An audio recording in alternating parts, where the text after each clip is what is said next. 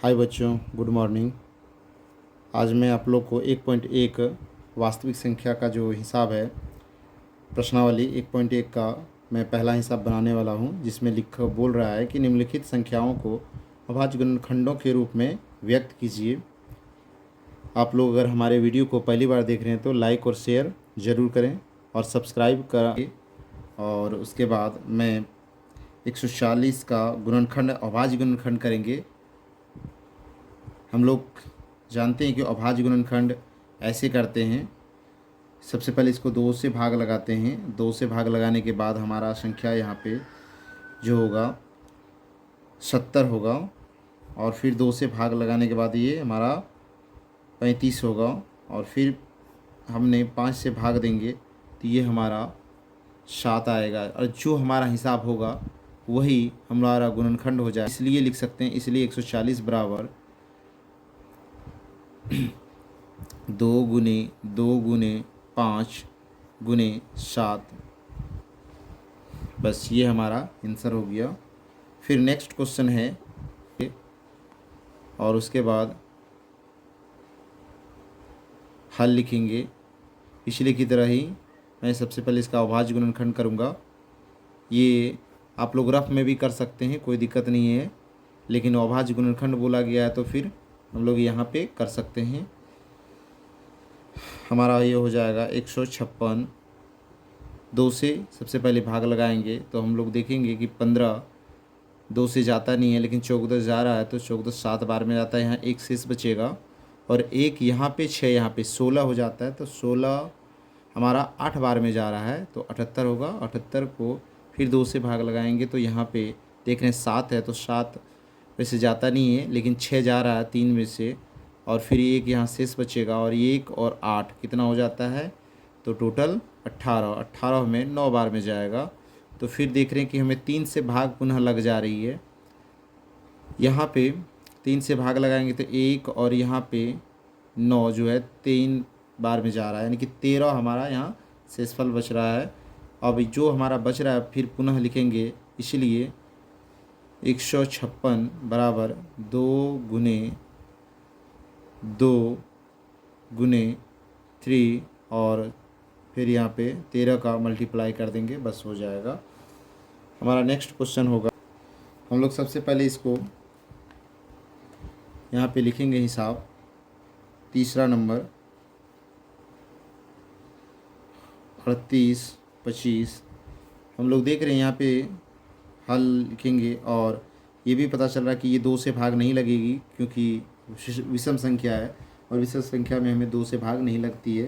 तो सबसे पहले हम लोग इस संख्या को लिखेंगे और इसको अभाज्य गुणनखंड के रूप में करेंगे।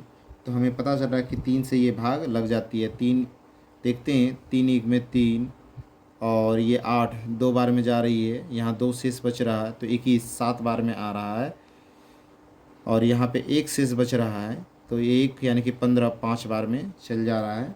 और पुनः हम लोग देख रहे हैं कि 3 से भाग लग रही है, तो 3 से भाग लगा देंगे। 12 हमारा 6 बार में आ रहा है, फिर 7 जो है 2 बार में आ रहा है, 1 यहाँ पे शेष बच रहा है, तो 15 जो है हमारा, सॉरी हम लोग देख रहे हैं कि 12 6 नहीं 4 बार में आ रहा है, मिस्टेक हो रही है। ये हो गया। उसके बाद अब हम लोग देखेंगे, आगे बढ़ेंगे। 2 बार में यहाँ 1 शेष बचा, 15 15 जो है हमारा 5 बार में आ रहा है, कुछ ऐसे आया। फिर अब देखेंगे कि अब ये 3 से नहीं जाएगा, तो 5 से लगा देंगे भाग। 5 से भाग लगाने के बाद 40 हमारा 8 बार में आ रहा है, और यहाँ पे 2 शेष बच रहा, 25 5 बार में जा रहा है, 85 हो गया। 17 25 यानी कि ये फिर पुनः 5 से चल जाएगा, तो 5 और यह हमारा 17 बचेगा। इसका आंसर कुछ इस तरह होगा, 100 यानी कि 3000 लिखेंगे, इसलिए बराबर 3 × 3 × 5, और फिर 5, और फिर जो है 17। हम लोग इसको चाहें तो पावर के रूप में भी लिख सकते हैं। जैसे इसी को अगर हम लोग लिखेंगे तो अभी लिखेंगे ऐसे 3 पे पावर 2 और गुना 5 पे पावर 2 और मल्टीप्लाई करेंगे फिर 17, ये हो जाएगा। अगला हिसाब है 5005।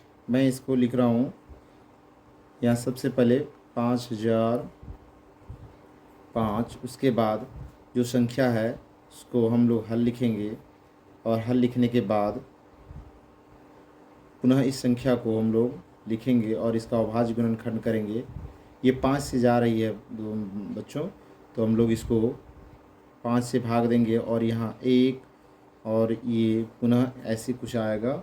उसके बाद अब हम लोग देख रहे हैं कि ये 7 से भाग लगने का योग्य है या नहीं है, देख लेते हैं एक बार। 7 से भाग लग जाती है। 7 1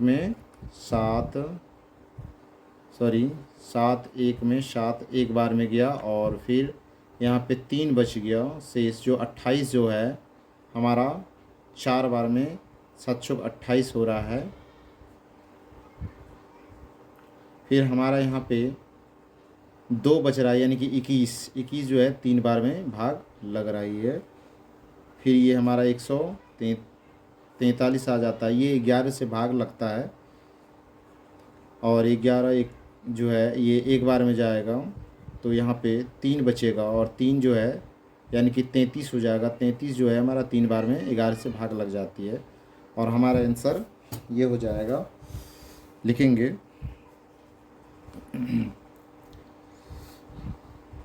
इसलिए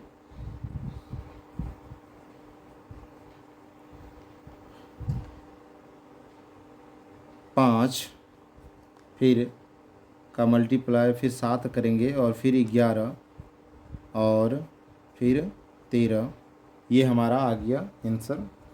इसके बाद नेक्स्ट क्वेश्चन है 7429। मैं इसको डील कर रहा हूँ। ये हमारा क्वेश्चन है 7429। मैं आगे इसको लेके जा रहा हूँ। हम लोग यहाँ पे भाग लगा रहे हैं। ये 7 बार में आएगा, यहाँ 7 लिख दिए और फिर ये हमारा इतना कुछ हो जा रहा है 4 3 7। फिर हम लोग देख रहे हैं 21 से भाग लगेगी, तो देख रहे हैं 19 से भाग लगने के कगार पे जा रही है। 19 का 19 19 38 यानी कि 2 बार में 38 यहाँ पे, तो 5 19 57, तो 3 बार में ये हमारा चल रहा है। यानी कि इसका आंसर हो गया, लिखेंगे 7 4 2 ये बराबर 17 गुने 19 और फिर 23 का, ये हमारा आंसर आ गया। नेक्स्ट क्वेश्चन है दूसरा नंबर, कह रहा है पूर्णांकों की निम्नलिखित युग्मों के एलसीएम और एचसीएफ ज्ञात कीजिए तथा इसकी जांच कीजिए कि 2 संख्याओं का गुणनफल एलसीएम और एचसीएफ है या नहीं है। हम लोग देखते हैं कि यह कैसे बनती है। वैसे याद रखना है कि एलसीएम और एचसीएफ जो होता है, दोनों को अगर मल्टीप्लाई कर देंगे तो हमें ये दोनों संख्या को जो भी गुना करेंगे वो हमारा बराबर होगा, इतना याद रखना है। और उसी हिसाब से हम लोग पहला हिसाब को टारगेट कर रहे हैं, यानी कि 26 और 91, ये हमारा पहला हिसाब है। हम लोग इसको मल्टीप्लाई के रूप में करेंगे, यानी कि इसका अभाज्य गुणनखंड करेंगे, तो हमारा 26 और 91 का कुछ इस तरह आएगा कि 2 गुने 13 और ये हमारा आ जाएगा 7 गुने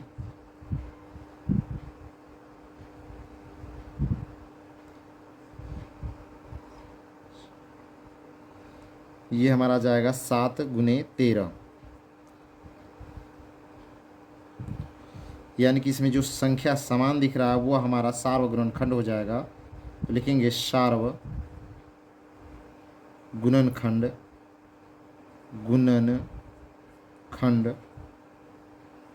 बराबर जो दोनों में संख्या है वही हमारा सार्वगुणनखंड, यानी कि लिखेंगे इसलिए HCF बराबर 13। जो हमारा सार्वगुणनखंड है वही हमारा HCF है, याद रखना है। इसको आगे बढ़ाएंगे, फिर लिखेंगे पुनः एलसीएम मांगा है, तो एलसीएम हमारा हो जाएगा, जो संख्या सार्व यानी कि HCF है वो हमारा यहाँ आ जाएगा। HCF हमारा 13 था, और जो संख्या HCF नहीं है वो उसको हम लोग मल्टीप्लाई में डाल देंगे, यानी कि हो जाएगा 2 गुने 7। अब हमारा गुना करने के बाद हमें यहाँ पे प्राप्त हो रहा है 182। अब लिख रहा है कि इसकी जांच भी करना है कि LCM और HCF जब का जो गुना है वो बराबर है या नहीं है, ये दोनों का। तो हमने पहले ही बताया था कि बराबर होगा। लिखेंगे अब दो संख्याओं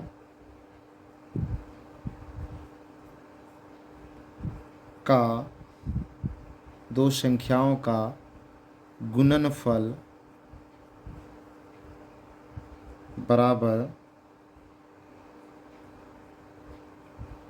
बराबर HCM इंटू HCF, यानी कि हमारा जो ये संख्या है ये है 2691।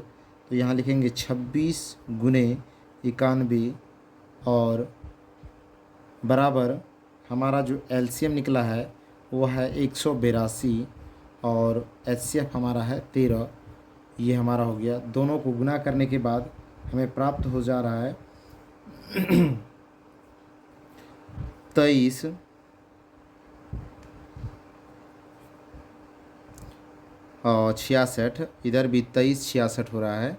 गुना करके देख लेना है, हम लोग यहाँ गुना करके देख रहे हैं तो हमारा इतना आ रहा है।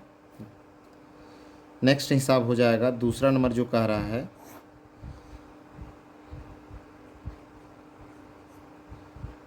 510 और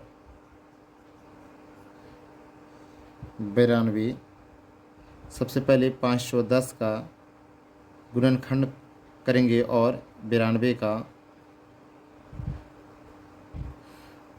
यहाँ पे हमारा हो जाएगा 2 गुने 3 गुने 5 गुने और 17 हो जाएगा। यहाँ पे हमारा गुना हो जाएगा 2 गुने 2 गुने 23, और हम गुना करेंगे तो हमें इतना ही प्राप्त होगा। लिखेंगे सार्वगुणनखंड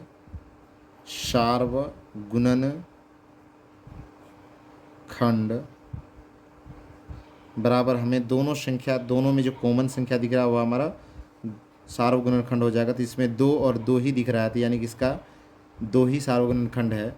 लिखेंगे इसलिए HCF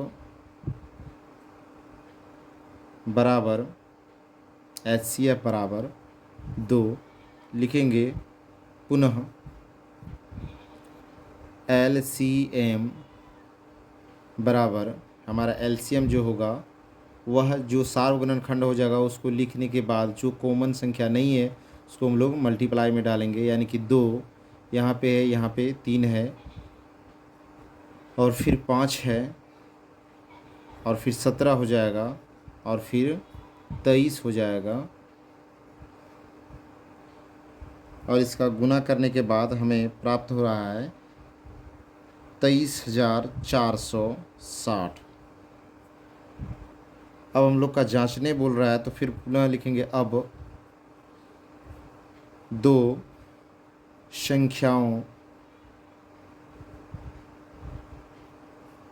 का गुणनफल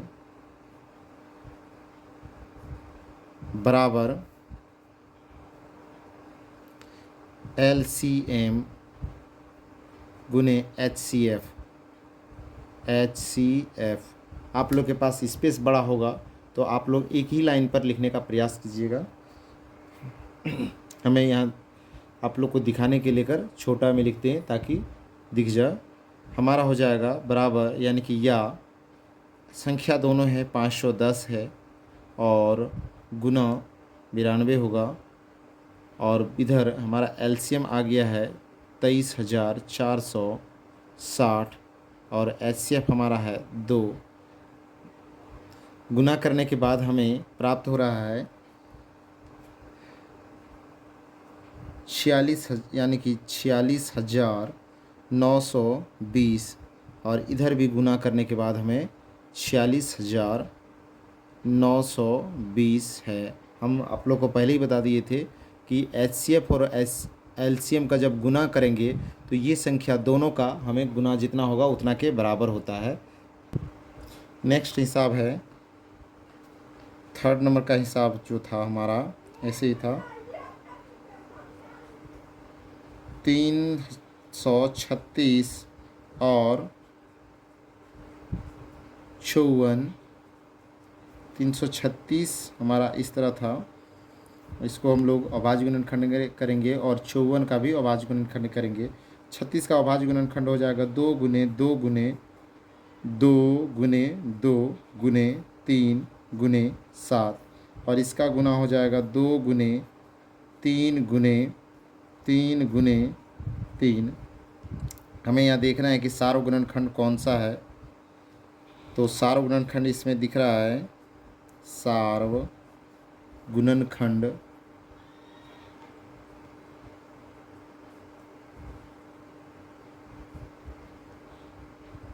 दो दो दोनों में दिख रहा है तो 2 लिख देंगे और इसमें 3 एक यहाँ दिख रहा है और यहाँ 3 है तो यहाँ यानी कि हमारा HCF होगा, लिखेंगे इसलिए HCF बराबर 2 गुने 6 या 3 यानी कि 6 लिखेंगे। पुनः LCM बराबर LCM हमारा जो है अब होगा जो संख्या यहाँ पे हमारा HCF था वह लिख देंगे, यानी कि हमारा 2 गुने 3 था और गुने उसके बाद जो संख्या कॉमन नहीं मिल रहा था यानी कि 2 2 2 3 बार, तो यहाँ 2 पर 3 पावर कर देंगे और यहाँ पे और एक यहाँ 7 था तो उसको बाद में लिखेंगे। पहले हमें 2 3 यहाँ का पावर था 2 तो हमने ये लिख दिया क्योंकि 2 संख्या बची हुई थी, एक तो यहाँ पे हमारा आ गया था और अब हमारा संख्या हो जाएगा एक लास्ट में 7 बचेगा और जब हम इसको गुना करेंगे तो हमारा LCM प्राप्त होगा 3024। लिखेंगे अब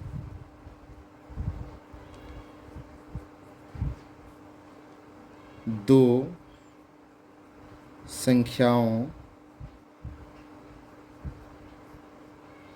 का गुणनफल बराबर LCM इंटू HCF। तो HCF हमारा जो हो जाएगा LCM और HCF, तो LCM अभी निकला है 3024 और HCF है हमारा 6 और इधर हमारा संख्या है दोनों एक 336 और यानी कि गुना 54 और ये दोनों गुना कर हमारा हो जा रहा है 18,144 18,144। बस ये हमारा आंसर हो गया। तीसरा नंबर का क्वेश्चन है अभाज्य गुणनखंड विधि द्वारा निम्नलिखित पूर्णांकों के LCM और HCF ज्ञात कीजिए। हम लोग पिछले हिसाब एक उदाहरण में भी इस तरह का बना चुके हैं। बस यहाँ पे संख्या हमारा हो गया जो है 12 हो गया, 15 है और 21 है। तो हम लोग सबसे पहले इसका गुणनखंड तैयार कर लेंगे, यानी कि लिखेंगे हल और हमारा 12 का गुणनखंड हो जाएगा 2 गुने 3। उसी तरह 15 का गुणनखंड हमारा हो जाएगा 3 गुने 5 और 21 का गुणनखंड हमारा हो जाएगा 3 गुने 7।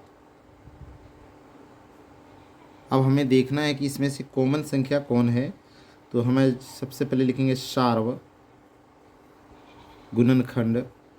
सार्वगुणनखंड हमारा हो जाता है,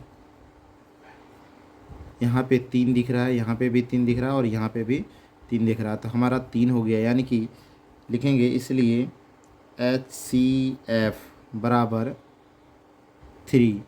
अब हमारा कह रहा है कि एलसीएम भी निकालना है अभाज्य गुणनखंड विधि द्वारा निम्नलिखित पूर्णांक के एलसीएम और दोनों, यानी कि एलसीएम और एचसीएफ। तो हमारा सबसे पहली बात है कि हमने यहाँ पे लिखेंगे पुनः, और पुनः लिखने के बाद हमारा जो संख्या है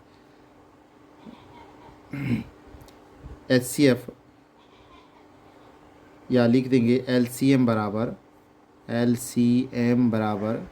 तो एलसीएम हमारा पहले एचसीएफ कौन है, तो 3 है, और उसके बाद जो हमारी संख्या बच रही है वो हमारा गुना में हो जाएगा 2 गुने 2 गुने 5 और फिर यहाँ 7, और इस आधार पर हमारा टोटल गुना करने के बाद कितना हो जाता है, हमारा गुना करने के बाद हो जा रहा है 420। अगली हिसाब है हमारी 17, 23 और 29 का निकालना है। तो सबसे पहले इसका अभाज्य गुणनखंड तैयार करेंगे। तो हमारा 17 का हो जाएगा 1 गुने 17, क्योंकि 17 एक अभाज्य संख्या है, इसका कोई अलग गुणनखंड नहीं होगा। 23 और 23 का भी कुछ इसी तरह होगा, 1 गुने 23, और हमारा 29 है तो इसका भी ऐसे ही होगा 1 गुने 29। तो हमने यहाँ देखेंगे सार्व गुणनखंड लिखेंगे, सार्व गुणनखंड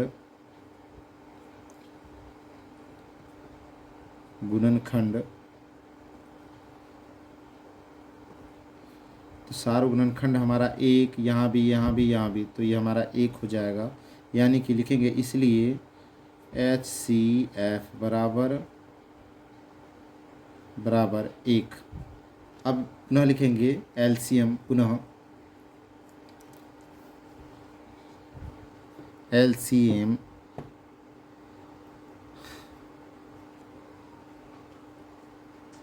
एलसीएम हमारा हो जाएगा जो यहाँ पे संख्या HCF हमारा, तो यहाँ देखे में 1 आ रहा, तो 1 को गुना करके कोई फ़ायदा नहीं है, यानी कि इसका मतलब है कि 17, 23 और 29 को गुना करेंगे, और गुना करने के बाद हमें इसमें प्राप्त होगा 11,339। ये हमारा एलसीएम प्राप्त हो गया। तीसरा हिसाब हो जाएगा हमारा, नेक्स्ट हिसाब तीसरा हो जाएगा 8, 9 और 25। इसका अभाज्य गुणनखंड करेंगे 2 गुने 2 गुने 2, फिर 9 का हो करेंगे तो 3 गुने 3, और 25 का करेंगे तो 5 गुने 5। ये हमारा हो जाता है। और इसमें यहाँ पर कोई सार्व गुणनखंड नहीं है, इसलिए जब सार्व गुणनखंड कोई नहीं हो लिख देंगे यहाँ